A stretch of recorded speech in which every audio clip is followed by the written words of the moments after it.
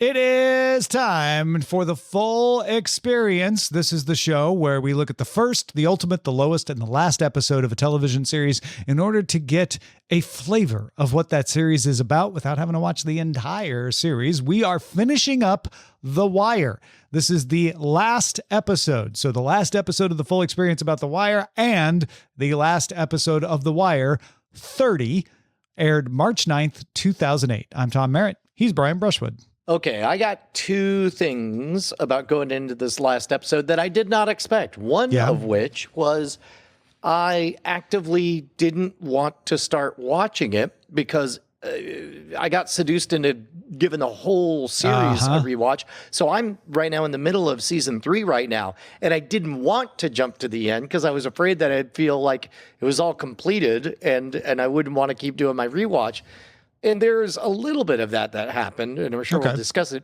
The other thing I didn't expect was it to be nearly 2 hours long and actually a perfectly serviceable standalone movie. Like jumping straight to the final episode, if you didn't know nothing about a Wire, like quite literally the opening scene is a guy who's clearly the mayor, who's flummoxed beyond words, who restates everything you need to know for this final 2-hour movie, where he's like, wait a minute, there is no serial killer? So what you're saying is last season you faked a serial killer? Right. Yeah. And you're telling me they made it up so they could get overtime hours and get funding to the police department? Well, I'm in a pickle because I've been telling everyone back outside of this, that, and the other thing. And as you all know, because you watched last season, I have designs on being governor that are very important to me. Well, it's not even last season. It's probably all this season, maybe. Oh, yeah. No, you're right, because we're at the end of the season. So as you know, by watching the previous 10 episodes, the 9 episodes, Well, and there was I wonder how much of that was written in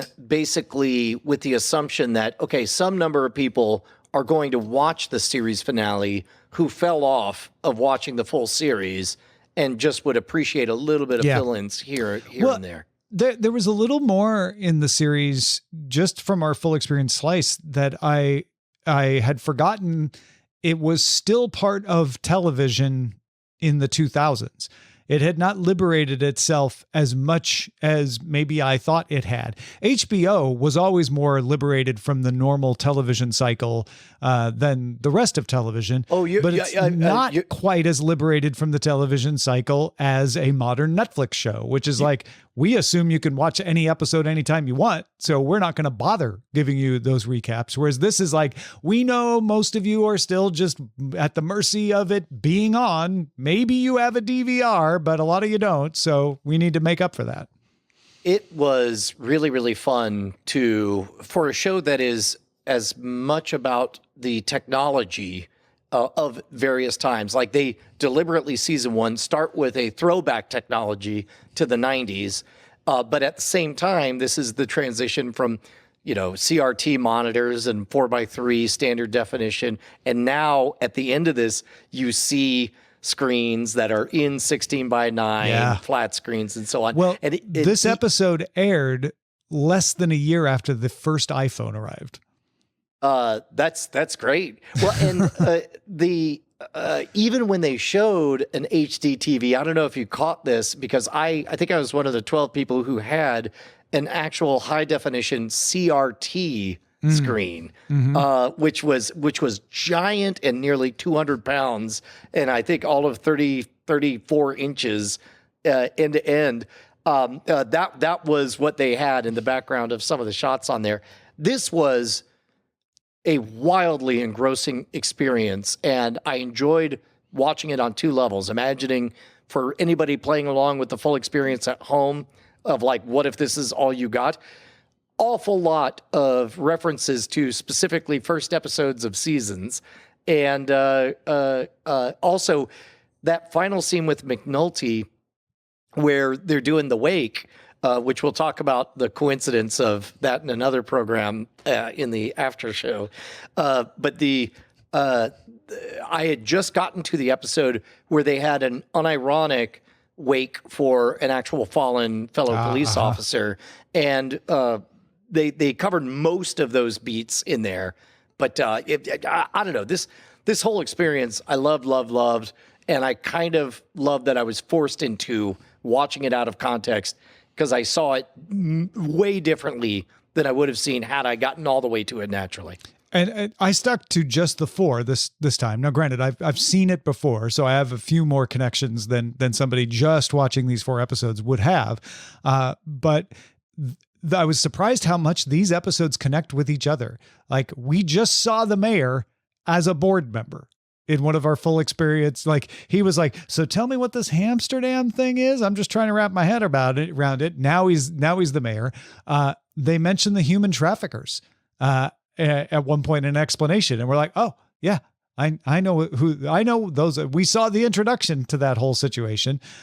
It's really impressive how connected these episodes are across the gaps. And I think it's a testament to the tight writing of the plot that the Wire staff had. There's also little things I noticed, like in the very first season, obviously they're starting right out the gates, and about 2/3 of the opening credit sequence is just random B-roll they got of wires and phones or whatever, and then another third of it is stuff from the content of season 1.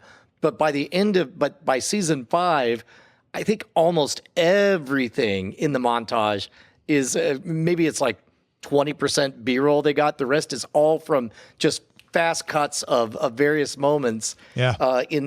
That's how big the story of The Wire is.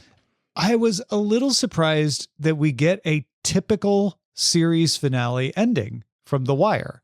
That show, I didn't mark the minutes, but I'm going to say 15 to 20 minutes before the end, the show ended, the plot ended, but we get a tour of, and here's where they go, right? And you see McNulty going up to find his brother and pick him up, and you see what everyone is up to. You both the bad, like, oh, I guess he did use the money for drugs, and the good, like, for example, the rightful promotion of that dude to commissioner. Right, he definitely deserved it. Yeah. What? It was the Petty Pollock from season 2. The name was on the tip of my tongue. Valchek. We saw Valchek, because we saw him with the stained glass, right? Yeah. So, and what was funny is I had forgotten that Valchek gets the commissionership, but they did such a great job of like, oh my God, can you believe? You can't believe it. And I thought, okay, who would be the dumbest, worst? And then it was like, it's got to be Valchek, and sure enough, it was. Yeah. The only loose thread of only watching 4 episodes was Mr. Presbo. And it wasn't hard. If I had never seen anything else, I don't think it would have been hard to understand what was going on there. That's also the only season that we totally skipped over. Exactly. And that is the one thing where I'm like, oh, this little vignette of him and his former student is kind of going nowhere in the full experience, right? Yeah. It's not connected to much else. It's merely showing the plight of someone. You know what? It probably stands on that of like, you're still going to have this happen, even, with all of the changes and fights that have happened, you're still going to have this happen. But I think it would have been a little richer if we had been introduced to Mr. Presbo in another episode. Did we see Presbolewski in the very first episode? I don't think so. Okay, because I think it's like episode 2 or 3. He immediately is such a goofball piece of garbage that he immediately overdoes it and causes a kid to lose an eye, and that's why he's kept as an indoor child. Like he's only there because he's Valchek's son-in-law. Oh, we might have seen him in that episode with the stained glass, actually. Yeah, maybe, but I think we did. I think we didn't really know who he was or anything. Right, we've seen him adrift, and then that one scene to me read as fully actualized. Has a beard. No, I guess you're right. Control. I just didn't connect the fact that we saw him getting told, like, no, what you're gonna do is take your sergeant's exam and blah blah blah blah blah blah blah. So we did see him with Valchek. You're right. Yeah, so we get the resolution there. Oh, so there's more of a connection than I remembered. That's pretty good. And they brought back Lester Freeman's girl or wife or whatever is one of the strippers turned confidential informants from season 1. Like, she comes back for all of 15 seconds. And meanwhile, oh my God, did my heart swell to see a cleaned up Bubbles. Oh, Bubbles looks so good. Bubs is doing great. Yeah. And the whole, I know that was played out over the course of the entire season, but that story works really well just in the last episode of like, oh, okay, this guy's been writing Bubs' story. He's being very respectful to his source. And Bubs is agonizing, and we have the bench, that bench discussion about so good. Yeah, I don't know where this quote came from, but somebody gave it to me and it kind of stuck with me. So good. The only part of this episode that let me down relative to the rest of the episode, and this is within the context of The Wire, it's still a very good plot line, is the journalism plot line, is the guy inventing quotes and making things up. Yeah. I shouldn't say, but there's a particular journalist specifically that I wondered if they modeled. Yeah, because, no, there was a very physically famous New York Times related controversy around the time that they were writing that. I think they probably were taking inspiration from. That's interesting. I'll have to make sure. I'll have to find out whether or not I'm thinking of the right journalist. But I'd say the full experience, of course, is not designed to get it right every time. It's a bit like you know what it is? It's a bit like a Ouija board where it's like you don't actually want to trust it any more than you would trust ChatGPT. Yeah. But it sure is neat when it gets it mostly exactly right. And, and that's I don't know if it's like a metric per se. You'll always get the flavor. I like what we've been doing because I always get a flavor and feel like I've watched a series, even though we've only watched the slice. But I think The Wire held up really well under that inspection. Incredibly well. Yeah. And I think it was around like the 45-minute mark where you realize that McNulty has been trapped, and then they flatly say, as if it was a movie, they say, this is the last case you will ever work, and you have the chance to put someone away and make this end. Yeah. And to be honest, it fit neat enough for them to the Texas sharpshooter fallacy is you shoot the side of the barn, then you paint a target around it. And for Rawls to be able to say, we got him for two murders they know he actually did. And it's like, what about the others? And they're like, the guy's clearly insane. That would be redundant. And it's like, technically true, not no bad. lie. Yep. And I liked seeing Daniels maintain his integrity all the way to the end. Yeah. And Herc turns out a bit of a slimeball cop, finds his home with is it Ari or whatever the lawyer's name is. Yeah. No, it's all good. The only other notes that I had were there were so many little touches, the kinds of things that you probably don't even notice most of the time that lend texture to The Wire. The first time we see the journalist driving up to the homeless encampment, actually, it might have been when the detectives were driving up. You hear a homeless lady singing Love and Marriage. Yeah. And it's just out of context, but gives you the feel of like, oh yeah, that's the kind of odd thing that would happen. Right. And it doesn't mean anything. It's just giving you texture for like, okay, I really feel like we're driving up to an encampment. The other one was, why did Kavanaugh's, the Irish bar, have a big old Peroni ad inside of its door? Did you catch that?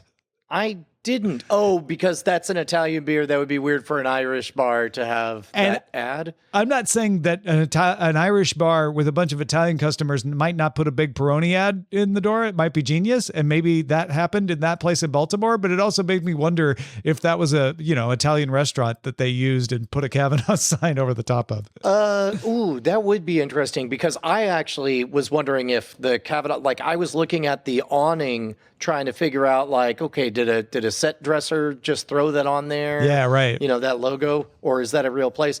Throughout The Wire, I can vouch for the fact that they're not shy about ungreeked brand names. You know, they're wearing Sean John shirts and eating KFC, and I rather like the fact that they don't make a thing of it. Like, yeah, that's the way. Like, think about the incidental B-rolls that like Domino's Sugar has by virtue of their giant sign that says Domino's Sugar. Like, do you think Domino's Sugar Company was thrilled that they're on the #1 show about drug dealers and murders and corrupt cops? Maybe, maybe not. But you know what? It lent reality to the show. Well done, The Wire. Real quickly, the episode called 30, I looked it up. Nobody knows exactly why reporters got in the tradition of putting 30 at the end, but the best and most likely explanation is that it was borrowed from the Western Union 92 code produced in 1859. So that was for sending things over the telegraph. When it cost money to send characters, the 92 code let you say longer things in shorter numbers. So there was a whole list of like, oh, if you type 20, it means this. If you type 32, it means this. 30 was end of message, no more to come.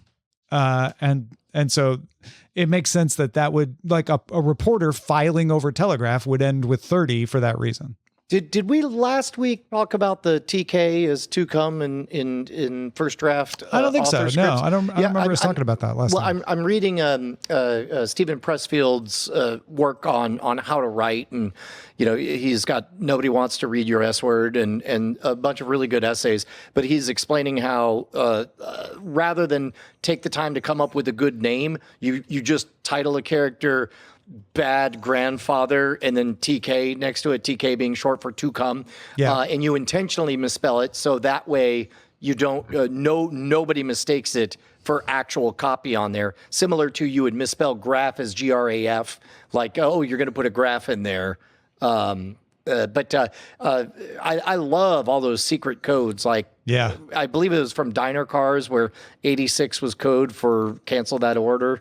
And on and on and on. I want to look up the Western Union 92 code and see if the Diners people borrowed 86 from the 92 code as well. 86 is not on there. So no, that was just a Diner thing. 17 meant lightning here. Oh, that's interesting. A very important thing back in the day, right? Okay, so what else is there left to say about? I don't think so. I think we just bring in Amos for his final wrap up, having watched only these 4 episodes of The Wire. Real quick, 86 is also the Uniform Code of Military Justice article for being AWOL. Oh, okay. So fits right along with the restaurant thing of not having the missing thing. Also, the agent number of Maxwell Smart. Yeah. I think all 3 of those are related in some way. Did you watch The Wire? I did, and you know what surprised me most was in my memory before rewatching it. I thought it was all the funeral at the end, the funeral, the funeral. And watching, I was like, wow, they really wrapped up all the stories, and this is like a nice tight bundle. Yeah, it didn't feel like a nice tight bundle until the bundle was fully tied. Yeah. And I was like, the first really half hour at least just felt like another episode. Right. So, well, and if anything, the first half hour felt like, oh dear, this is really spinning out of control. Did they end on a cliffhanger? Yeah, like we're gonna be like left but no, we had the what is going. So rewatching, I was that bundle feeling of it's all laid out and then it all gets wrapped up, and at the very end you can almost feel the finger going on the top of the ribbon as the bow is cinched down, and it just, here you go, here's the gift of The Wire just for you. And I was like, man, this is so good, so classic.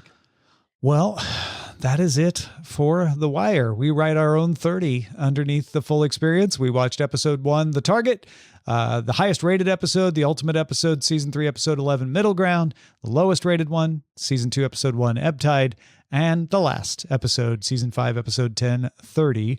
Our next adventure begins next time when we will watch the pilot episode, season 1, episode 1 of MASH.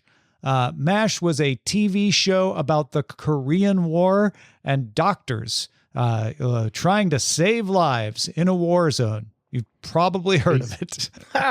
Based on a movie, based on a book, based on real life experience. Yep, like exactly. That's right. So we will start with episode 1. Pilot is the name of the episode from the early 70s. We'll watch the ultimate episode, season 3, episode 24, lowest episode, season 4, episode 18, and the last episode, season 11, episode 16. That's it for The Wire full experience. Thanks everybody for supporting us at Patreon. You get these episodes early if you're a patron. Patreon.com/Cordkillers. We will give you the first episode of MASH next time on The Full Experience.